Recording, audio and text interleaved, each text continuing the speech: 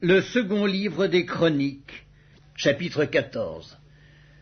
Asa fit ce qui est bien et droit aux yeux de l'Éternel son Dieu. Il fit disparaître les autels de l'étranger et les hauts lieux, il brisa les statues et abattit les idoles. Il ordonna à Juda de rechercher l'Éternel, le Dieu de ses pères, et de pratiquer la loi et les commandements. Il fit disparaître de toutes les villes de Juda les hauts lieux et les statues consacrées au soleil. Et le royaume fut en repos devant lui. Il bâtit des villes fortes en Juda, car le pays fut tranquille, et il n'y eut pas de guerre contre lui pendant ces années-là, parce que l'Éternel lui donna du repos. Il dit à Juda, bâtissons ces villes et entourons-les de murs, de tours, de portes et de barres. Le pays est encore devant nous, car nous avons recherché l'Éternel, notre Dieu, nous l'avons recherché, et il nous a donné du repos de tous côtés. Ils bâtirent donc et réussirent. Asa avait une armée de 300 000 hommes de Juda, portant le bouclier et la lance, et de 280 000 de Benjamin, portant le bouclier et tirant de l'arc, tous vaillants hommes. Zérak, l'Éthiopien, sortit contre eux avec une armée d'1 million d'hommes et 300 chars, et il s'avança jusqu'à Maresca. Asa marcha au-devant de lui, et ils se rangèrent en bataille dans la vallée de Tsephata, près de Maresca. Asa invoqua l'Éternel son Dieu et dit, « Éternel, toi seul peux venir en aide aux faibles comme aux forts. Viens à notre aide. Viens à notre aide, Éternel notre Dieu, car c'est sur toi que nous nous appuyons, et nous sommes venus en ton nom contre cette multitude. Éternel, tu es notre Dieu. Que ce ne soit pas l'homme qui l'emporte sur toi. » L'Éternel frappa les Éthiopiens devant Asa et devant Juda, et les Éthiopiens prirent la fuite. Asa et le peuple qui était avec lui les poursuivirent jusqu'à Guérar, et les Éthiopiens tombèrent sans pouvoir sauver leur vie, car ils furent détruits par l'Éternel et par son armée. Asa et son peuple firent un très grand butin. Ils frappèrent toutes les villes des environs de Guérar, car la terreur de l'Éternel s'était emparée d'elles, et ils pillèrent toutes les villes dont les dépouilles furent considérables. Ils frappèrent aussi les tentes des troupeaux, et ils emmenèrent une grande quantité de brebis et de chameaux. Puis ils retournèrent à Jérusalem. Le second livre des Chroniques, chapitre 15.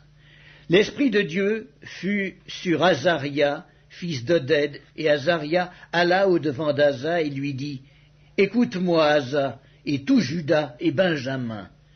L'Éternel est avec vous quand vous êtes avec lui. Si vous le cherchez, vous le trouverez. Mais si vous l'abandonnez, il vous abandonnera. Pendant longtemps, il n'y a eu pour Israël ni vrai Dieu, ni sacrificateur qui enseignât, ni loi. Mais au sein de leur détresse, ils sont retournés à l'Éternel, le Dieu d'Israël. Ils l'ont cherché et ils l'ont trouvé. Dans ces temps-là, point de sécurité pour ceux qui allaient et venaient, car il y avait de grands troubles parmi tous les habitants du pays. On se heurtait peuple contre peuple, ville contre ville, parce que Dieu les agitait par toutes sortes d'angoisses.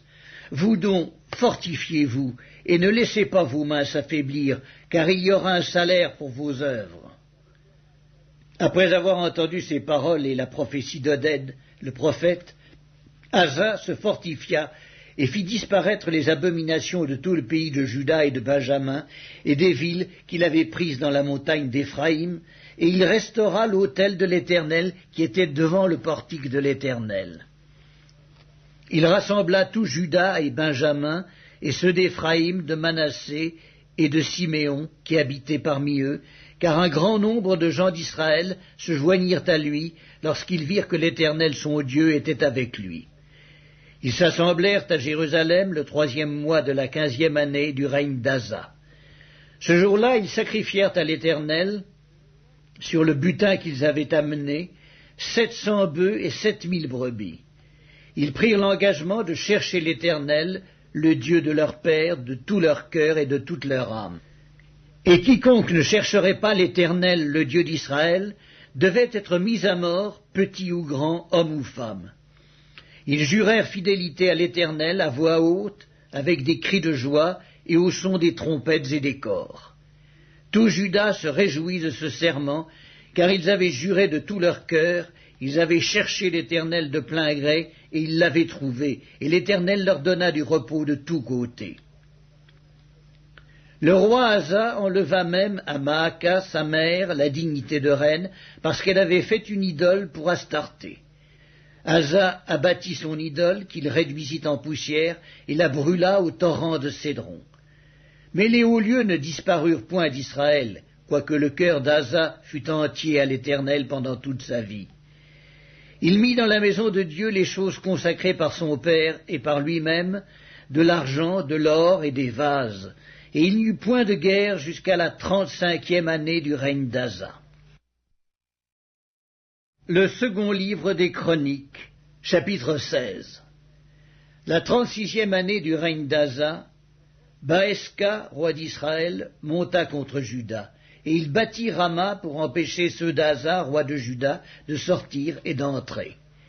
Asa sortit de l'argent et de l'or des trésors de la maison de l'Éternel et de la maison du roi, et il envoya des messagers vers Ben-Hadad, roi de Syrie, qui habitait à Damas. Il lui fit dire qu'il y ait une alliance entre moi et toi, comme il y en eut entre mon père et ton père. Voici, je t'envoie de l'argent et de l'or.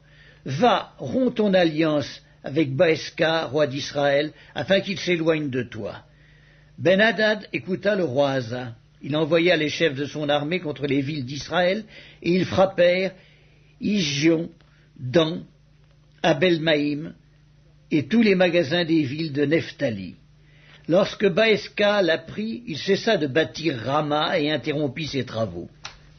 Le roi Asa occupa tout Juda à emporter les pierres et le bois que Baeska employait à la construction de Rama, et il s'en servit pour bâtir Geba et Mitzpah. Dans ce temps-là, Hanani, le voyant, alla auprès d'Asa, roi de Juda, et lui dit « Parce que tu t'es appuyé sur le roi de Syrie et que tu ne t'es pas appuyé sur l'Éternel ton Dieu, l'armée du roi de Syrie s'est échappée de tes mains. Les Éthiopiens et les Libyens ne formaient-ils pas une grande armée avec des chars et une multitude de cavaliers? Et cependant l'Éternel les a livrés entre tes mains, parce que tu t'étais appuyé sur lui. Car l'Éternel étend ses regards sur toute la terre, pour soutenir ceux dont le cœur est tout entier à lui. Tu as agi en insensé dans cette affaire, car dès à présent tu auras des guerres. » Asa fut irrité contre le voyant, et il le fit mettre en prison, parce qu'il était en colère contre lui. Et dans le même temps, Asa opprima aussi quelques-uns du peuple. Les actions d'Asa, les premières et les dernières, sont écrites dans le livre des rois de Juda et d'Israël. La 39e année de son règne, Asa eut les pieds malades au point d'éprouver de grandes souffrances.